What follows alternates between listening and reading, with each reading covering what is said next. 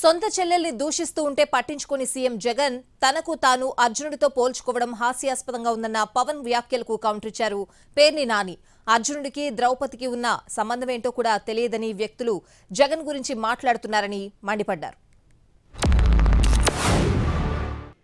జగన్ అర్జునుడిగా పోల్చుకోవడం చాలా హాస్యాస్పదంగా ఉంటుంది.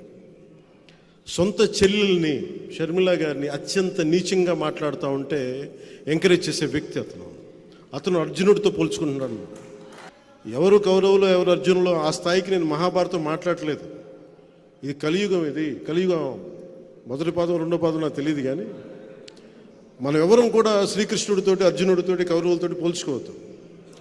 మీరు జగన్, మీది వైసీపీ, మేము పవన్ కళ్యాణ్, మా జనసేన.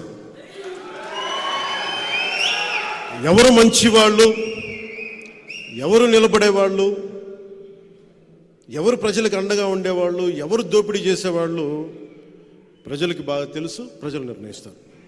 అర్జునుడైతే ద్రౌపదిని కాపాడాలంటాడు. అర్జునుడికి ద్రౌపదికి బంధం ఏంటో సంబంధం ఏంటో కూడా వీరికి తెలియదు. సరే, పోతే పోయింది.